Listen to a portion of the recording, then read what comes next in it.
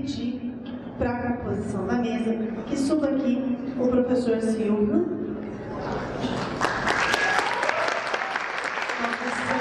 Professor Silva essa semana. Peço ao professor Clóvis, nosso orientador do Jota, companheiro aí desde 2000 de universidade, ele já mais antigo, lógico, mas professor Clóvis, e peço a Luísa que acompanhe os nossos palestrantes Éder Serafim de Araújo e Gil Castilho Silva Gomes, já com nossos agradecimentos por estarem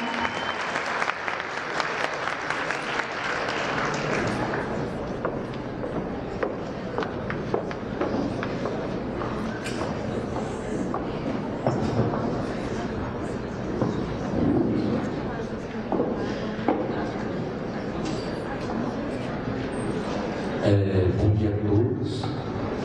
Aproveito a oportunidade para cumprimentar a coordenação de curso, a comissão organizadora, cada vez mais o engajamento dos alunos é importante para que ocorra a jornada jurídica. Também cumprimentar e agradecer a participação dos funcionários. Para a gente não estender estender os cumprimentos e esquecer de alguém, então aproveito aqui a agradecer a todos, inclusive, é claro, a participação de vocês. O tema da palestra hoje é União Homoafetiva e Adoção. Os palestrantes, vou apresentá-los na sequência. O primeiro palestrante, Gil Castilho, formado em Teatro Escola Célia Helena em Artes Cênicas e Arquitetura e Urbanismo na UNIRP. Atualmente atua como arquiteto em escritório Gil Castilho, Arquitetura. Diretor de projetos humanitários no Rotary Clube de São José do Rio Preto. Membro da Associação Brasileira de Famílias Homo-Transafetivas e do Grupo Rio Pretense de Apoio à Adoção. O outro palestrante também um colega, professor universitário, o Dr. Éder Serafim de Araújo, formado em Direito pela UNORP, pós-graduado em Direito Público pelo Instituto Damaso Evangelista, especialização em Direito Bancário pela Universidade de Mackenzie, é advogado no escritório na cidade de Guapiaçu, em São José do Rio Preto, professor universitário nos cursos de Direito e Administração, presidente do Rotary Clube de São José do Rio Preto Integração 2018-2019 e presidente do Grupo Rio Pretense de Apoio à Adoção. Então, hoje os palestrantes irão falar sobre um tema muito discutido nas aulas de Direito de Família e com certeza, além da contribuição deles, vai permitir vocês, principalmente os alunos, e aqui eu já destaco os palestrantes, são vários alunos que, além de estudarem em sala de aula a união afetiva, a comunidade familiar e a adoção, são vários alunos que desenvolvem o trabalho de conclusão de curso sobre esses temas. Então, os alunos aproveitem a exposição, a experiência dos nossos palestrantes e, é claro, novas pesquisas com certeza irão surgir de ideias lançadas no dia de hoje. Obrigado e passo a palavra para os palestrantes.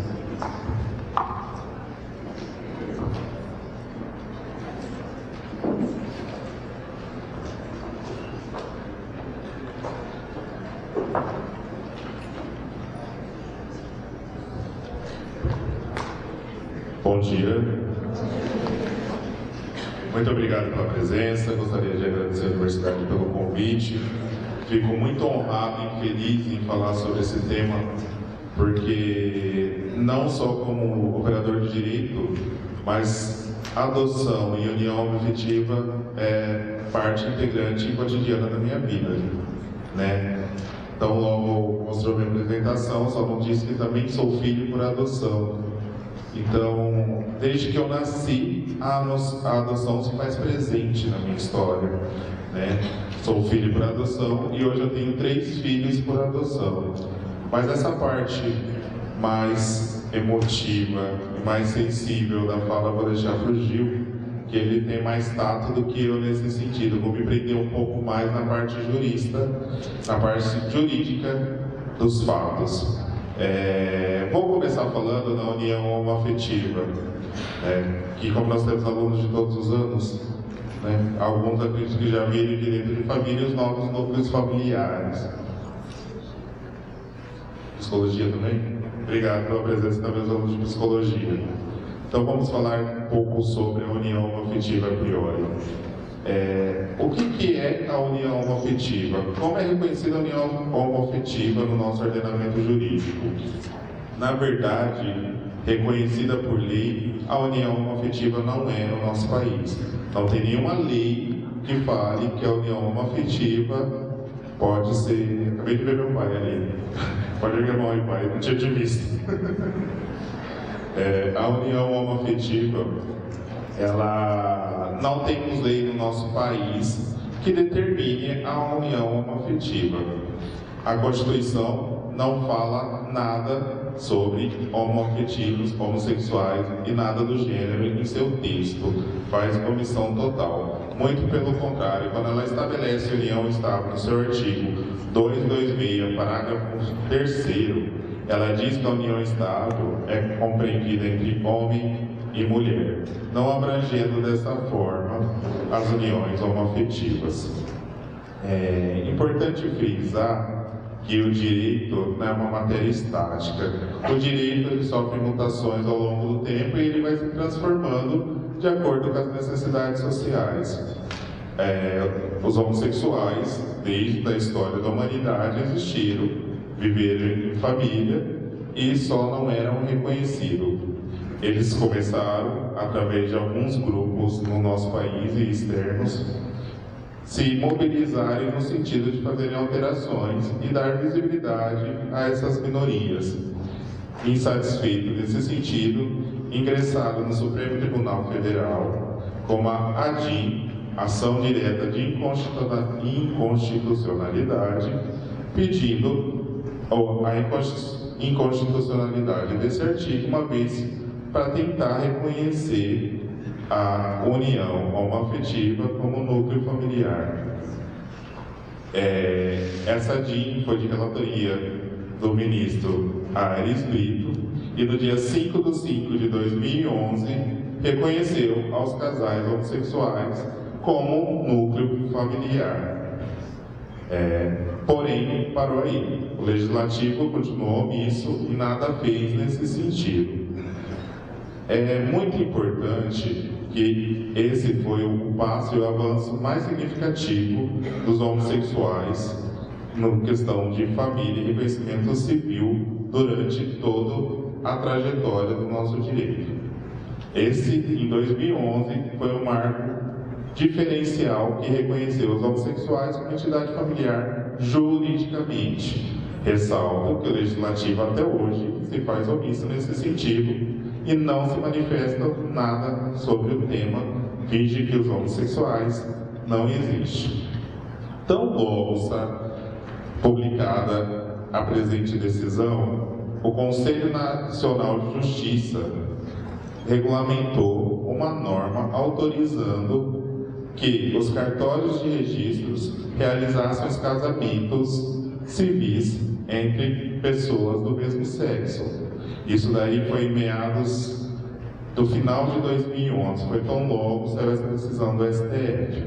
Mediante essa resolução do CNJ, que os homossexuais puderam de fato casar. Salienta aqui que trata-se de uma resolução, a qual pode ser revogada a qualquer tempo. Ocorre que, hoje, com o avanço e a quantidade de casais que compreenderam o matrimônio nesse período, subentende que já tem o direito adquirido. Porém, nós estamos falando de uma resolução. Eu não tenho nenhuma lei determinando e autorizando esse tipo de união, que no qual eu faço parte. Com essa decisão do CNJ, só para figurar os direitos que foram dados, mesmo que indiretamente, aos homossexuais quando família. Direito à comunhão parcial de bens. Antes, os homossexuais, quando tinham uma relação homoafetiva, eles eram feita por contrato, era uma união de fato. Eu, quando casei com o Gil em 2010, nós casamos por contrato, onde nós estabelecemos todas as regras e seguridade do nosso casamento. Não tinha outra forma de a gente ter a nossa união reconhecida, só mediante um contrato. A gente bateu o contrato, registramos em cartório, e a partir daquele momento, se acontecesse alguma coisa comigo, ele, mediante contrato, tinha autorização, por exemplo, de tomar decisões médicas em meu nome, não meus genitores, não meus pais no caso. Então, vai muito além do que só o direito de casamento. Essa decisão do CNJ praticamente rasgou meu contrato, que também poderia ser discutido judicialmente, né? Que não é o caso, mas vamos supor que eu fosse muito rico e viesse a falecer, meus pais ou irmãos poderiam entrar em juízo tentando a nulidade desse contrato para tentar receber meus bens. Com o advento do casamento, com o advento dessa resolução do CNJ, isso daí não se torna mais possível, porque uma vez casado, automaticamente o Gil se tornou herdeiro meu. Ou seja, ele é meu herdeiro direto nesse caso. Direito à pensão alimentícias, no caso de separação. Isso daí, essa resolução do CNJ também trouxe para nós. Né? Se amanhã ou depois nosso contrato de fato fosse cancelado, eu não tinha obrigatoriedade nenhuma em alimentos com ele. Ele teria, ou eu teria que entrar judicialmente pedindo uma ação de reconhecimento de união estável, tudo aquilo que a gente sabe, juntar toda a documentação, levar um monte de testemunha e comprovar que a gente vivia maritalmente. E aí nós caímos numa lacuna do direito, onde o direito é formado por pessoas, quem julga são pessoas, e cada um com as suas crenças e dogmas diferentes. Infelizmente, a gente sabe que dogmas pessoais de juristas acabam interferindo em decisões. Olhamos o STF que vem fazendo ultimamente. E se nós pegássemos um juiz que fosse extremista radical e achasse que 2 homens ou 2 mulheres vivendo maritalmente fosse uma aberração, obviamente esse contrato seria cancelado. E obviamente ele falaria que não há direito a alimentos. Lógico, temos outros graus de jurisdição, recorremos e por aí vai, mas só o tempo que nós perderíamos nessa demanda desnecessariamente. Direito à pensão em caso de morte pelo INSS. Apesar da resolução do CNJ ter sido no final de 2011, o INSS começou a reconhecer, mesmo com o casamento propriamente feito, só posterior, em 2013, ele começou a reconhecer como casal, porque ele alegava que não tinha lei que determinava que 2 homens poderiam se casar e formar um núcleo familiar, bem como 2 mulheres. Então, mesmo tendo uma resolução autorizando nós casarmos civilmente, o INSS se negava nesse sentido, que ele falava que não tinha lei. Lógico que aí movimentou-se a máquina do judiciário, várias ações nesse sentido, entrando, foi criando jurisprudência, não restou outra alternativa a não ser o INSS conceder pensão por morte ao parceiro, viúvo ou viúva dessa relação. Se vocês prestarem atenção, tudo isso que eu estou falando para você não tem interferência nenhuma legislativa. É tudo jurídica. Todos nós, e aí eu incluo vocês, futuros operadores do direito, que movimentaram o judiciário para que pudesse acontecer. Parece pouco, mas quando a gente trata de minorias, a diferença é absurda. Faz muita diferença, você traz qualidade de vida. Os homossexuais, antes da resolução do CNJ autorizando o casamento civil, tinha suprimida em média 62 direitos que um heterossexual teria. 62 direitos. Artigo 5º da Constituição Federal fala que todos somos iguais perante a lei. Agora, como que se eu sou igual ao meu companheiro, amigo heterossexual, eu tenho 62 direitos suprimidos pela lei? Então alguma coisa não estava acontecendo. Aí, sucessivamente, com essa resolução, pôde-se adotar, pôde-se colocar o parceiro como como dependente no plano de saúde, pôde colocar o parceiro como dependente no imposto de renda e assim sucessivamente. Então, é muito importante, o direito é crucial para fazer que as pessoas vivem harmonicamente em sociedade, para fazer que as pessoas se ajustem em sociedade. A sociedade ela sofre mutações e o direito adequadamente tem que acompanhá-la. Não tem como a gente fingir que nada está acontecendo. Hoje eu falando aqui de união estável, homoafetiva, já é um assunto que ficou para trás. Estava vendo agora as decisões do STF há pouco, já estão falando de poliamor, casamentos de 3, 4 pessoas. Já estão falando de direito intersexo. Vocês estão risadas, mas vai muito além. O direito ele tem que se adequar no sentido de todos terem garantido o seu direito de convívio social. E não só isso, ter garantido o seu direito ao direito, que vai muito além do que nós possamos entender. Agora, voltando ao tema da palestra, encerrada essa fase de apresentação de união homoafetiva, que daqui se daria uma palestra própria só esse tema, porque esse assunto tem muito a ser dito, mas em virtude do tempo eu acabei fracionando, e vou falar agora sobre o Instituto da Adoção. Creio que os alunos aí já estão no 3º, 4º ano, já viram direito de família e o Instituto da Adoção. E o que é a adoção propriamente dita? Então vamos lá um pouquinho na historinha da adoção no nosso ordenamento jurídico. A primeira vez que a adoção apareceu no nosso ordenamento jurídico foi no Código Civil de 1916. Lá falava que você poderia adquirir para si, como filho, qualquer pessoa. Porém, havia uma distinção nesse Código de 1916. Nos filhos de adoção foram os filhos biológicos. Os filhos por adoção não eram reconhecidos filhos no sentido de herança, por exemplo. Não era, só foi reconhecido o direito à herança aos filhos por adoção em 1970 e alguma coisa.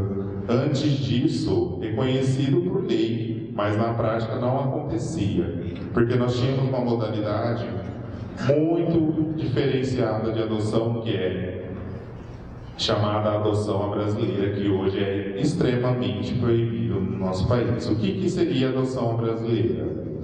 A mulher gestante tinha um filho e falava no sentido: não quero essa criança, você quer criar para mim? Entregava essa criança para uma terceira pessoa, que muitas vezes já estava acompanhando essa mulher até durante toda a sua gestação. Esse casal heterossexual até então, porque jamais um homossexual seria reconhecido como casal para fazer esse tipo de ação, e pegava essa criança, ia até o cartório e registrava como filho. E essa é a famosa adoção à brasileira, que perdurou há muitos anos. E isso daí deixava muita lacuna, deixava uma falha muito grande no sistema, no sentido que, muitas vezes, a pessoa adotante, primeiro, não estava preparada para adotar. Não sabia das responsabilidades quanto à adoção. Não sabia das responsabilidades como do pai e mãe daquela criatura. E, falo mais, muitas vezes acontecia a adoção no sentido de, quem é mais antiga vai saber do que eu estou falando, vamos adotar essa daí, pelo menos ela ajuda no serviço de casa. Então adotava lá a criança com 6, 7 anos, servia de babá, faxineira e por aí fora. Parece um absurdo que eu estou falando, mas era uma prática muito comum, mais comum do que a gente imagina. Porque, querendo ou não, hoje nós somos privilegiados, nós vivemos no interior de São Paulo, em grandes cidades, e temos acesso à informação de uma forma razoável. Mas a gente fala dos quinhões desse país, dos sertões, onde o acesso é difícil, onde os coronéis mandavam, e às vezes até manda, até hoje, a realidade era bem diferente. Então você lá via senhores que tinham 8 ou 9 filhos por adoção, e todos serviam como funcionários de sua fazenda, de sua casa e por aí sucessivamente. Essa é a famosa adoção à brasileira, que graças a Deus, com o advento da Constituição de 88, proibiu tal prática. E a própria Constituição falou: filho, independente da forma, inclusive por adoção, é filho, garantindo-lhe todos os direitos assegurados ao biológico. Somente em 88, o filho por adoção foi reconhecido como filho. Antes disso, ele era filho de fato, mas não era filho de direito. E isso faz muita diferença, porque na hora das obrigações era considerado filho, na hora dos direitos não era considerado filho. Aí a Constituição de 88 veio e sanou essa história. Isso está no artigo 227, parágrafo 5º da Constituição Federal. A Constituição Federal, em 1990, veio o ECA, o Estatuto da Criança e Adolescente, o qual passou a configurar e introduziu no sentido de dizer que a adoção no país só seria possível. Desculpa, a própria Constituição falou isso. Só seria possível com interferência do Ministério Público. E aí o negócio começou a pegar quando se fala adoção. Porque do nada, todo mundo que tinha interesse em adotar passou a não ter mais interesse na adoção. Por quê? Com a interferência do Ministério Público, obviamente o promotor de justiça vai pedir uma avaliação psicossocial dos adotantes, o que com o ECA em 1990 foi consolidada essa obrigatoriedade. A partir do momento que ele passou a entrevistar os interessados em adotar, viu que muitos não tinham aptidão ou habilidade para adoção. Dessa forma, começou a cair os interesses em adoção e tornou-se um pouco mais rigorosa o processo de adoção. E aí entra naquela questão: nossa, minha tia está querendo adotar, faz 8 anos que ela está esperando para adotar. Nossa, a adoção demora muito. Nossa, as pessoas pensam que para adotar tem que ser rico, tem que ser casado. Nossa, eu vou adotar uma criança, ela vai vir problemática porque é filho para adoção. Eu sou filho por adoção, particularmente não me considero problemático, eu acho. Pelo menos eu penso dessa forma.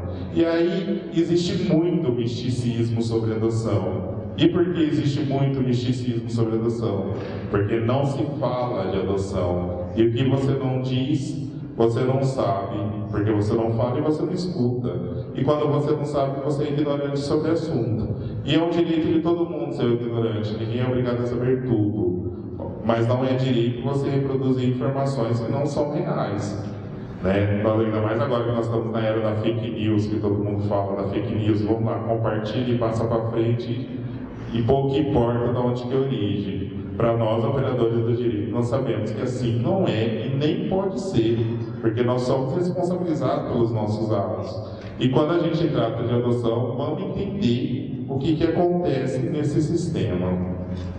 A adoção é demorada. Deixa eu ver quanto tempo eu tenho, porque eu falo muito, até que hora que vai. Mais 2 horas? Ótimo. Obrigado, ó, gentileza.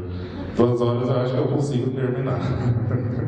Eu vou tentar acelerar um pouco, porque como professor eu tenho o péssimo hábito talvez de ser prolixo, eu acabo falando 3 horas e 15, ainda mais quando o assunto a gente gosta. Aí eu só, na hora que as pessoas começarem a sair da sala, eu estiver sozinho, eu me toco, porque eu tenho que parar de falar. Mas eu acabei de lembrar que eu estou dividindo falar com o Gil Castilho também. Daqui a pouco ele me joga aqui embaixo, falando agora é minha vez. Então eu vou tentar ser o mais sucinto possível nesse sentido. Então, voltando para a adoção, nós precisamos quebrar um pouco os misticismos. Como eu disse no começo da minha fala, eu sou pai por adoção. E por incrível que pareça, depois de habilitado, com 3 meses, meus filhos chegaram em casa. Nossa, 3 meses! 3 meses. Só isso.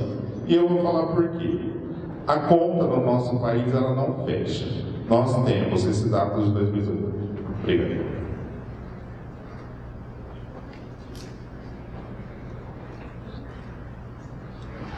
Nós temos dados aqui de 2018 que eu vou ler, porque eu sou de humanos, não sou de exato, não guardo tudo. Nós temos 4.881 crianças aptas para adoção, segundo o Cadastro Nacional de Adoção, e temos 40.308 pretendentes à adoção. Nós temos praticamente 9 vezes mais pretendentes a adotar do que crianças aptas à adoção. Alguma coisa está errada. O que acontece quando a gente trata de adoção e fala de adoção? O perfil. Quando a pessoa, vou falar rapidamente aqui como que é o processo de adoção. Primeiramente, você pega toda a sua documentação, dirige-se à vara da infância e juventude da tua comarca, documentação que eu falo, comprovante de renda, endereço, documentos pessoais, certidão de antecedentes criminais, leva na vara da infância e juventude e fala, quero adotar. Eles vão pegar toda a tua documentação, vão abrir um processo, que hoje é digital, na minha época era físico, não que eu seja antigo. Mas hoje as coisas, teoricamente, na justiça são bem mais rápido.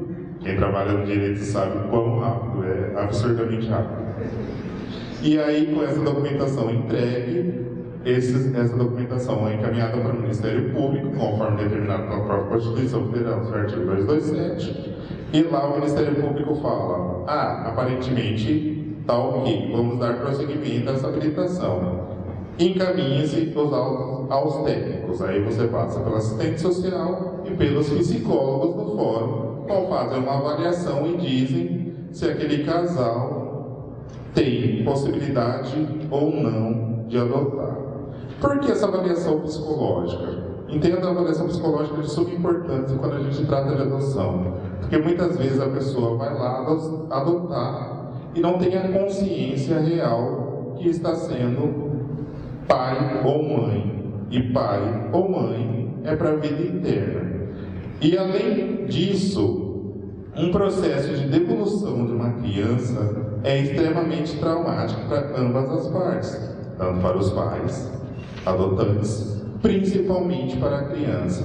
Então, quando a gente fala do Instituto Adoção, nós estamos tentando salvaguardar o direito das crianças, não dos adultos, por incrível que pareça, apesar dos adultos acharem que eles estão fazendo a caridade de adotar, não, porque a adoção ela não é caridade. Então você está ali resguardando o direito das crianças de ter um núcleo familiar conforme determinação em lei, ela ter uma criação saudável, direito à segurança, saúde e tudo que a gente sabe.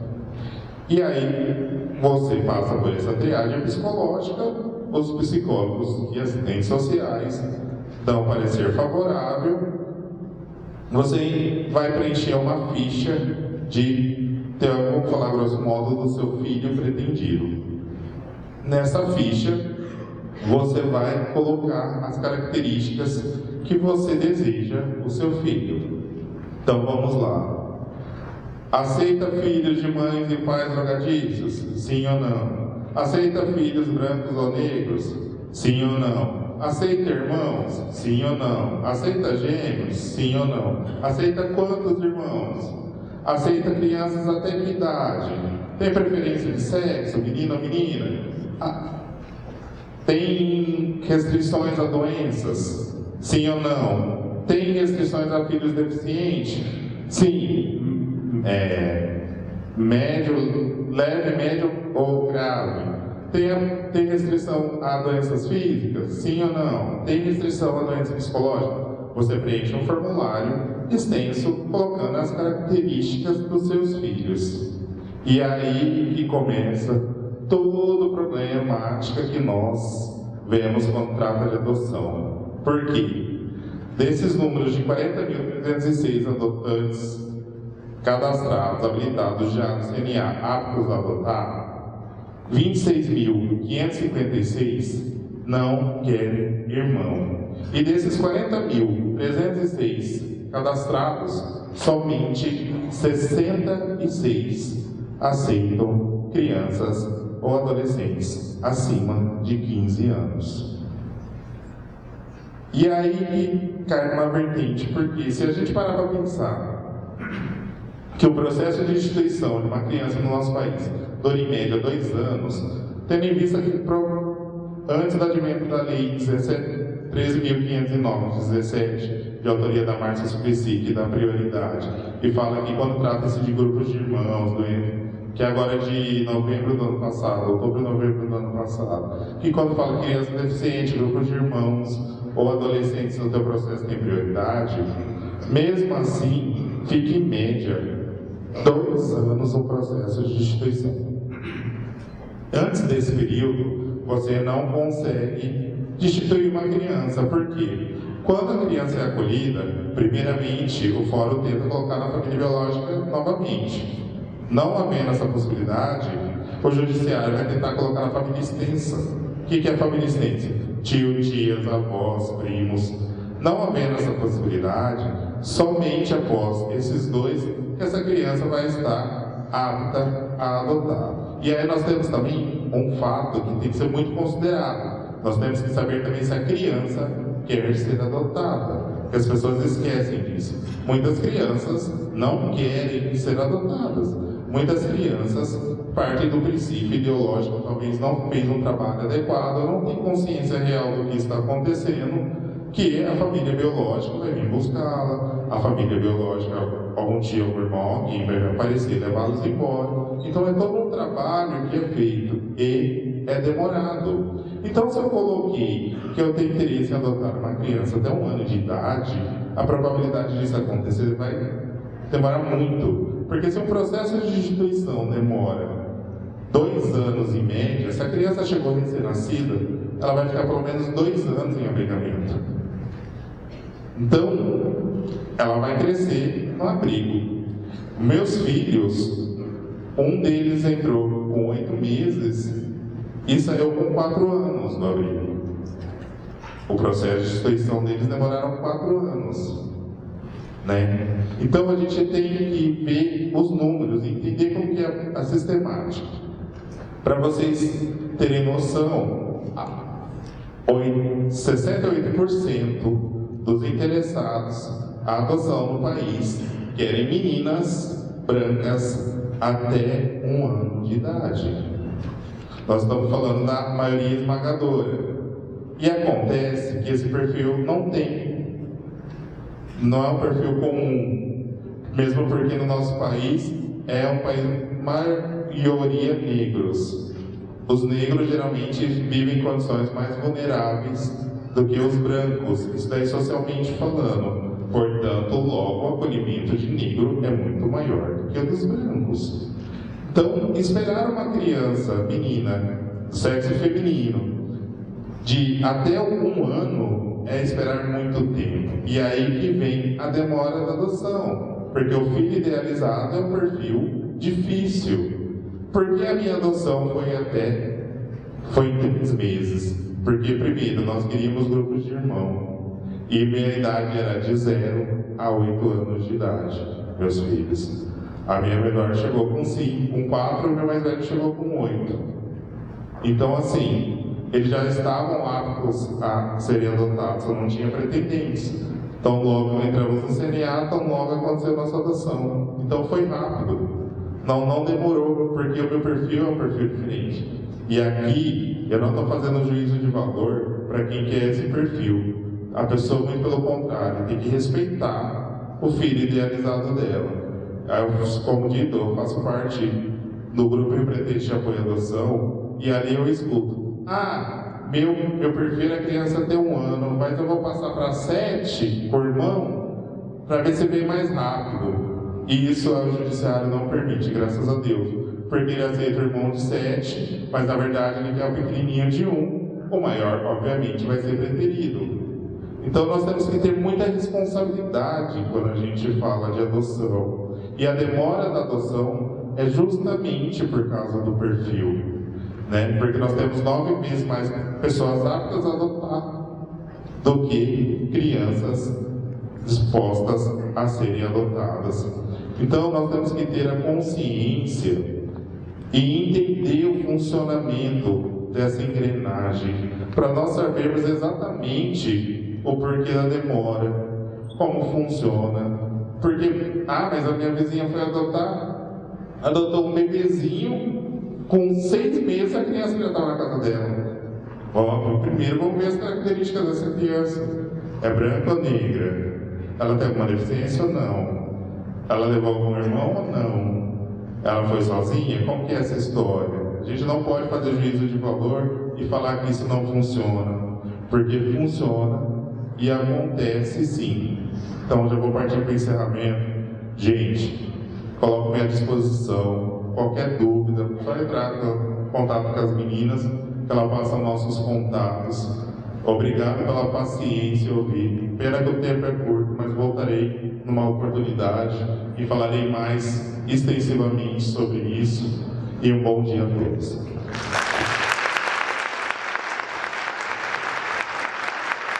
Bom dia. Tá frio aqui, né? Bom, do Castilho, marido do Éder, já foi apresentado aqui pela mesa. Primeiramente, eu quero agradecer a mesa composta em nome da doutora Eliana. Agradecer também o convite da Unip em estar aqui palestrando. Esse convite veio através da Luísa de Stephanie, que a gente fosse comunicando. Essa palestra foi marcada em maio, acho. Em maio. E é um tema extremamente importante, porque são temas que a gente não conversa, que a sociedade deixa à margem. Não é falado sobre adoção, não é falado, hoje é mais falado, né, enfim, sobre comunidade LGBTI, mas são temas que precisam ser conversados ainda. Bom, aí alguém deve estar perguntando, né, o que um arquiteto está fazendo na jornada jurídica da Unip? O que ele vai falar? Né? Não sabe de lei, não vai falar se é definido, indefinido, essas palavras juridiceis de vocês. Bom, eu não sou especialista em leis mesmo, mas eu sou especialista em lutar por amor. Lutar para poder amar, desde sempre. Essa é minha luta. E aí a gente tem que vir aqui fazer palestra para mostrar que a gente ama. Que nós, casais homossexuais, LGBTIs, podem amar. Não é estranho? Não é estranho viver num mundo onde a gente tem que lutar para poder amar o outro? Onde as outras pessoas acham que esse amor é proibido, é pecado, é coisa não sei do que? Não é estranho isso? Isso que é estranho. Estranho não é poder amar, não é beijar a outra pessoa que você quer. Estranho é a gente viver numa sociedade onde se matam as diferenças, onde negros não têm as mesmas oportunidades do que brancos, onde mulheres são assassinadas dia a dia. Isso é estranho. Eu, meu marido, minha família ir num restaurante jantar? Isso é estranho? Não deveria ser estranho. Bom, então é por isso que eu estou aqui. Para que um dia a gente viva uma sociedade, uma comunidade, onde a gente tenha os mesmos direitos de fato. Que a gente possa, eu e minha família, entrar no restaurante e a gente não ser olhado, ser medido. As pessoas querem entender, né? Porque um branco tem 3 filhos negros, né? Por que um branco e um preto estão casados com 3 filhos pretos? Né? Então, essa é a essência da nossa sociedade. É a discriminação. E aí a gente vive numa hipocrisia danada, porque o Éder falou, né? Antes a gente não podia casar. Não podia casar na lei, mas aí você podia morar junto, ter uma união estável de 20 anos. Gente, é uma hipocrisia isso que a gente vive. Então é por isso que eu estou aqui.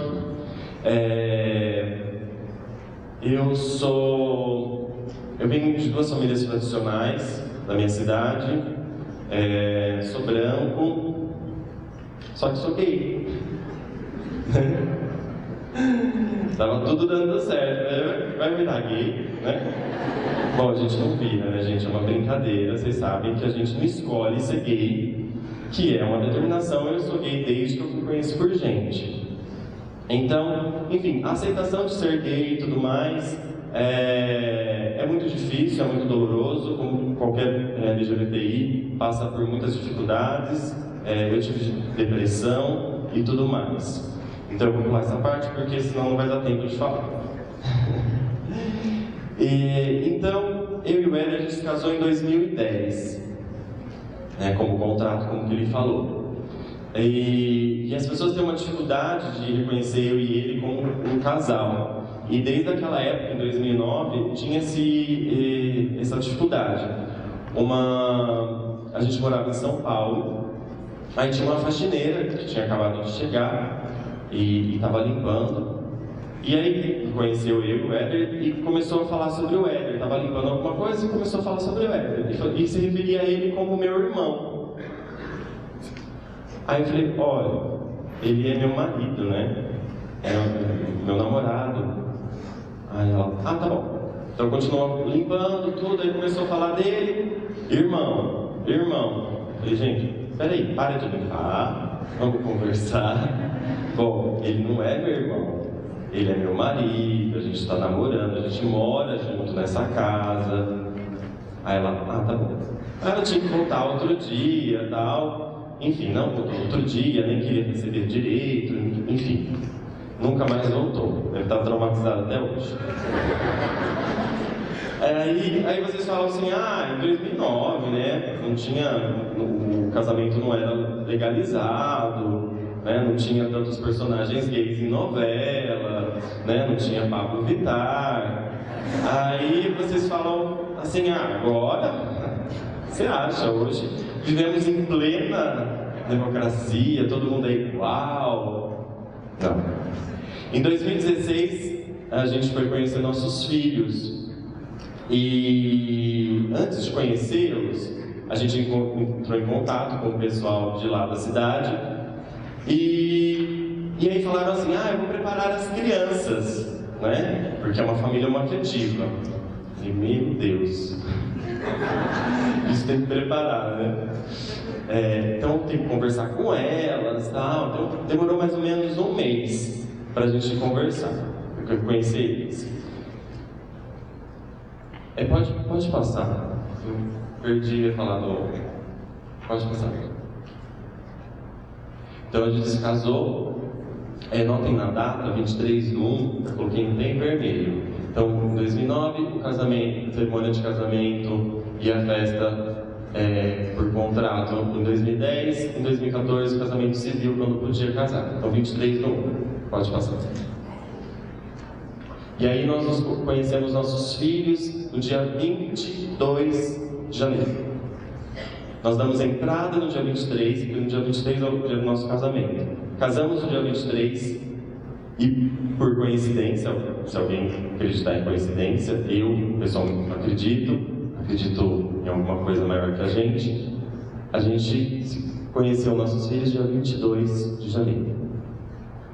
E aí a gente foi conhecer eles. E a gente estava num shopping e deixei a minha filha, né? Eles estavam no carro do abrigo. Aí a nossa filha, o Éder estava longe e a minha mãe foi chamada também pelo pessoal de lá da cidade, porque achou que 2 gays, né, ia raptar e sei lá o que ia fazer, porque gay é complicado, né? Então, a minha mãe foi também para conhecer. Isso não é de praxe, tá, gente? Só vai o casal conhecer os filhos no processo de adoção. Então, foi chamada minha mãe. Então, a minha filha perguntou. Estava colocando o cinto nela, no carro do abrigo. Só estava eu, ela e os meus outros 2 filhos. E ela falou assim, o que ele é seu? Ele é seu irmão?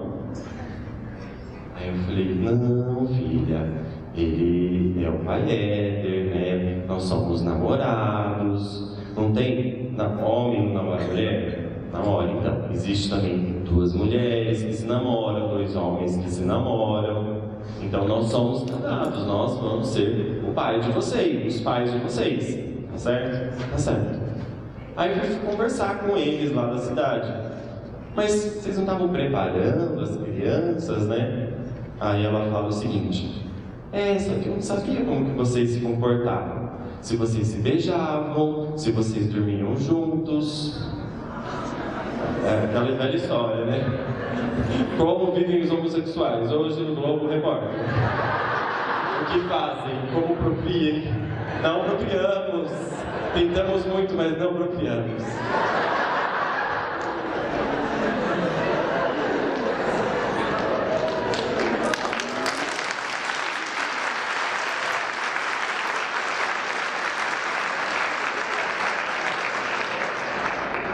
Então, só para descontrair aqui, né? Essa mesa cheia de advogado, sala cheia de advogado, com todos os advogados já passaram aí na OAB, psicólogos também, psicólogos já. Então é isso.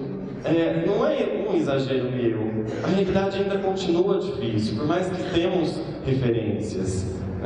Temos referências aí, como Pablo Vittar e tudo mais, que podem questionar a questão musical e tudo mais, mas é uma referência. Para mim, se eu tivesse um Pablo Vittar como referência aos 6 anos de idade, eu não entraria no chuveiro, como muitas vezes na infância e na adolescência, entraria embaixo do chuveiro, chorava e pedia para ser normal, sabe, para Deus.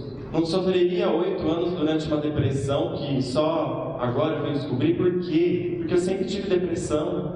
Porque eu vivi numa sociedade em que me oprimia. A sociedade, ela era muito mais machista, né? e preconceituosa.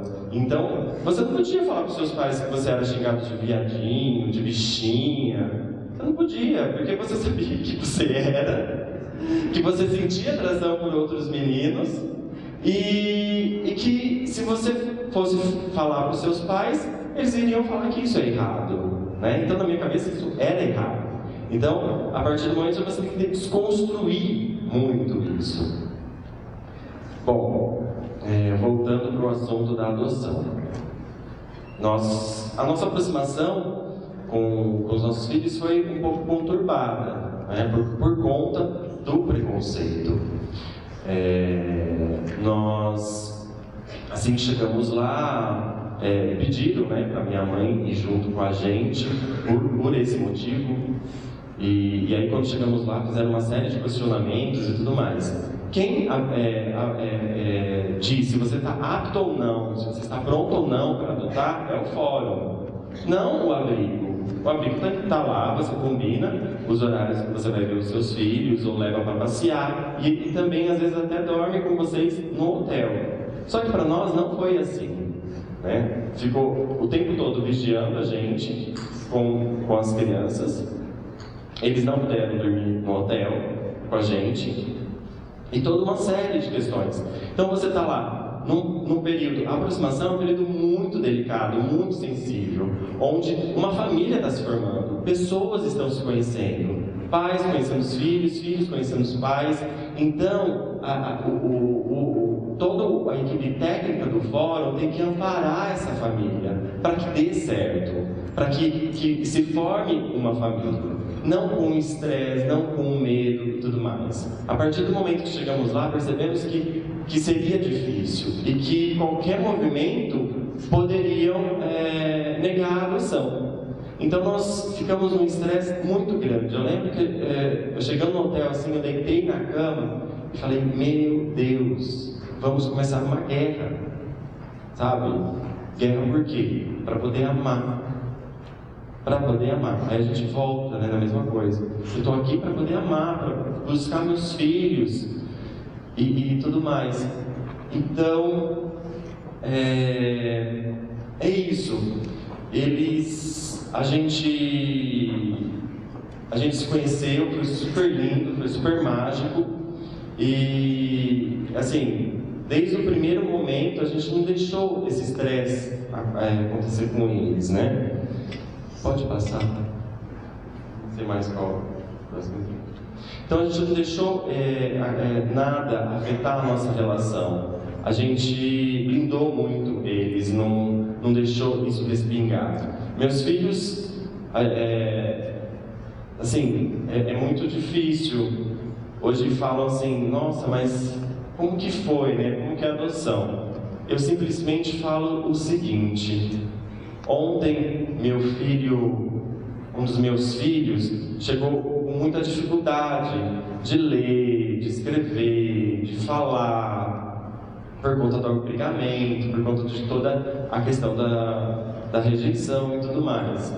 E então foi uma guerra que a gente, assim, foi uma batalha que a gente travou para que ele se recuperasse, para que ele fosse bem na escola, para que ele falasse direito, para que ele tivesse autoestima, porque ele não tinha autoestima, ele se achava burro, que não ia conseguir ler, que não conseguia escrever. Enfim, é todo um trabalho diário, né, nosso, para que ele conseguisse ser aquilo que ele era, né? E então foi um trabalho diário mesmo, todos os dias era uma luta para ele querer fazer tarefa, porque no abrigo você não tem uma rotina, né? Você não, por exemplo, eles não chegam lá, agora você vai estudar. Não, é muita criança para pouco cuidador e não tem essa rotina. Então a gente estabeleceu rotinas, e para ele entrar nessa rotina foi muito difícil. E também ele não sabia escrever com letra de mão, não sabia escrever, faltava palavra, não sabia ler. Então foi diariamente, né? Eu ficava todos os dias à tarde no primeiro ano com eles, depois da escola, então estudava com eles e tudo mais.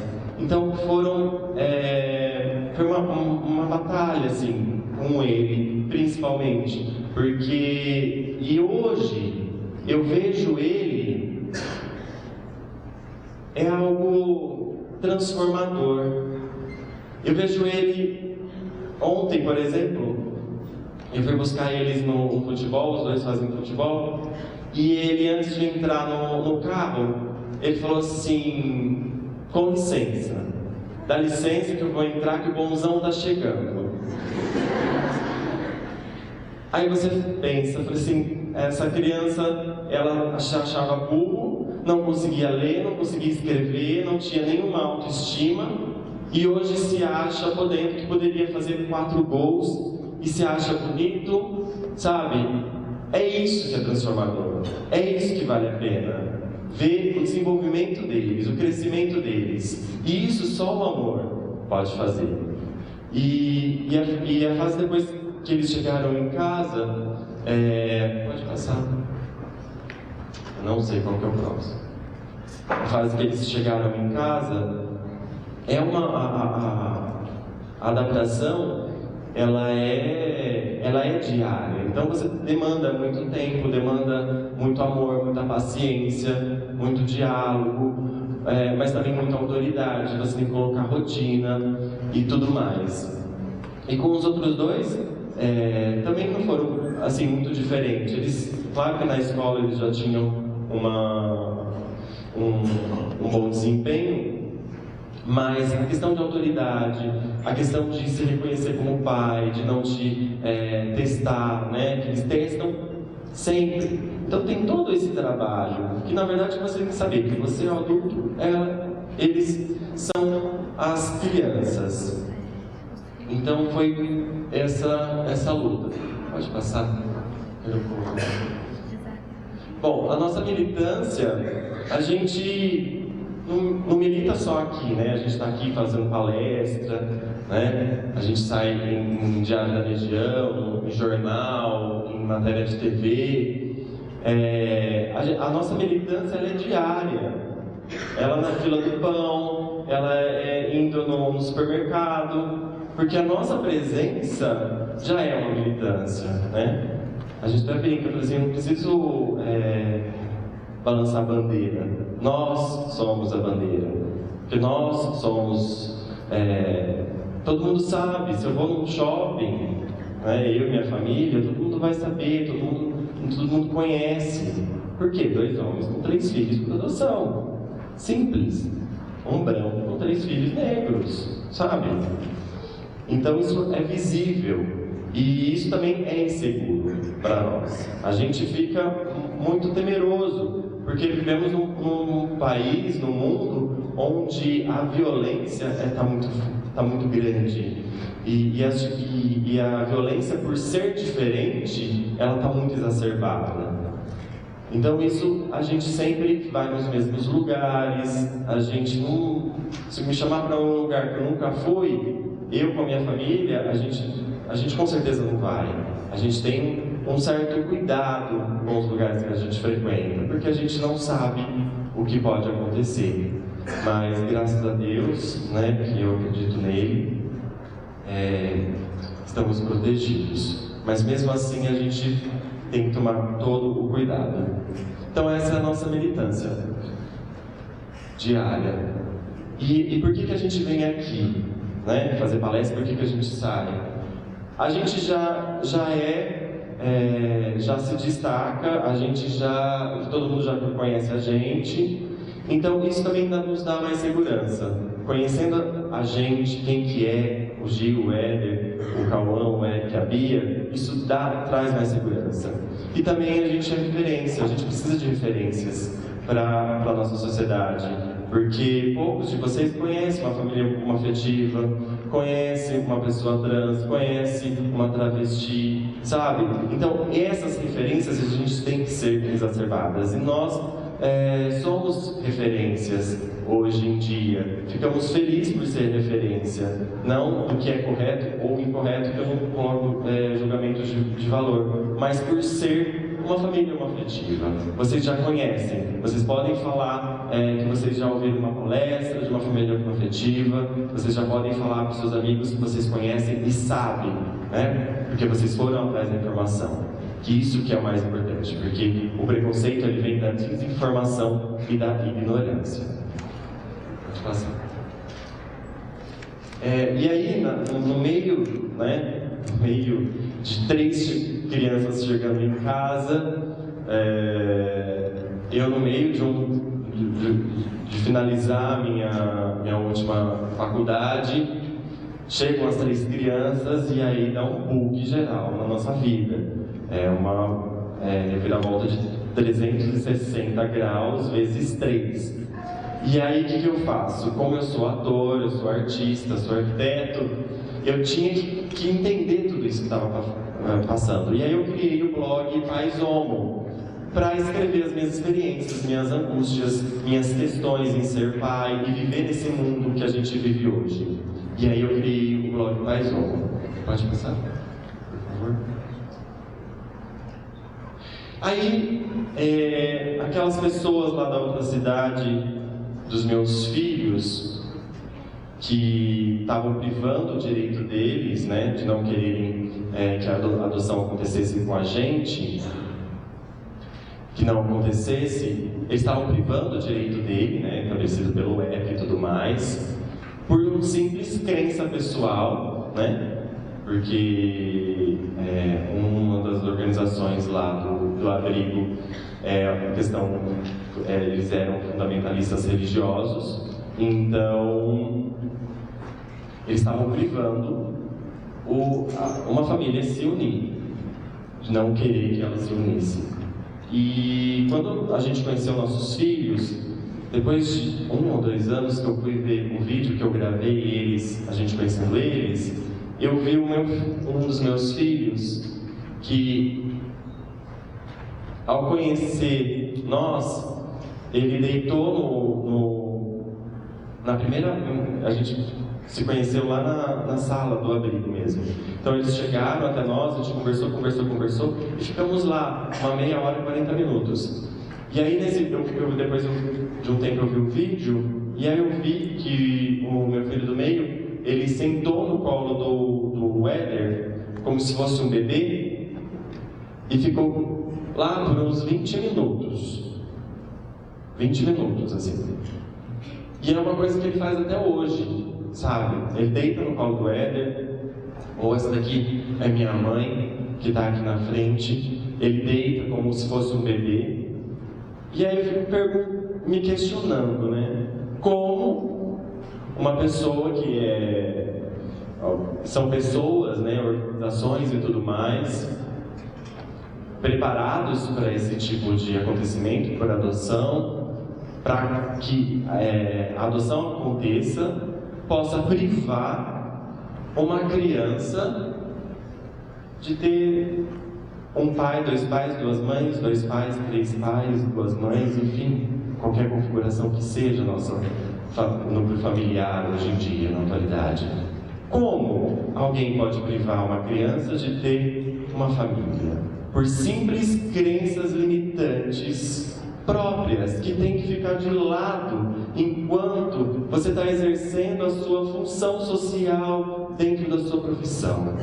E vocês que estão se formando agora, vocês têm uma função social muito grande à espera de vocês. Porque se não forem nós, profissionais de diversas áreas, não tiverem essa consciência, nosso mundo vai continuar o mesmo. No futuro não são das crianças, o futuro é nosso, é a gente que está construindo. E vocês, como futuros profissionais, têm que ter essa consciência social. Tem que ganhar dinheiro? Tem que ganhar dinheiro sim, principalmente eu que tenho 3 filhos. Mas a gente tem que ter essa consciência social e fazer. Porque senão a gente priva direitos. O preconceito ele priva.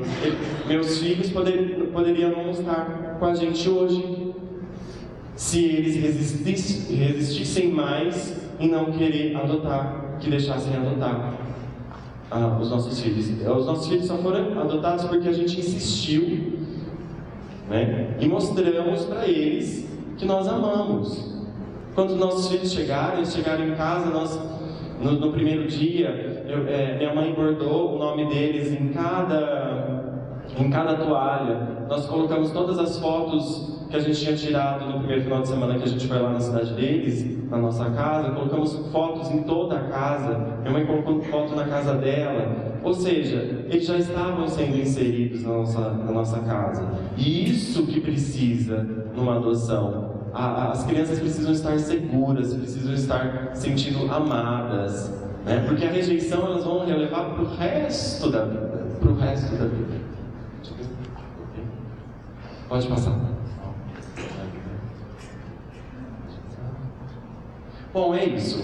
Quero agradecer muito a vocês, tá? É uma honra estar aqui falando sobre a minha família, sobre adoção, sobre a comunidade LGBTI. E estamos aí. O que precisarem, pode passar? Pode passar o último. Esses são os nossos contatos. Podem mandar e-mail, ligar, tem o Instagram, tá bom? Muito obrigado e tenham um bom dia a vocês.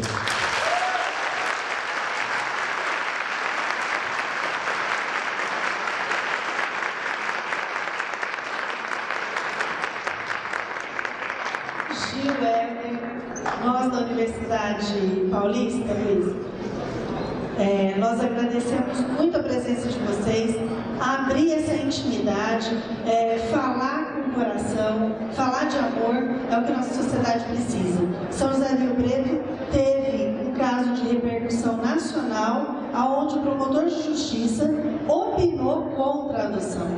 E isso foi em rede nacional, foi muito, assim, na época eu sofri muito com isso, porque eu sou defensora realmente da união. Eu acho que todas as formas de amor devem ser prevalecidas, né? Até porque essa última resolução do CNJ tem 10 pareceres com a proibição no sentido de proibir as escrituras de união, né? E a Holanda nisso ela é precursora da união afetiva.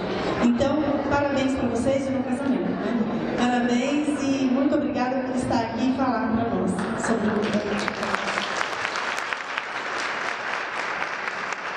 Pessoal,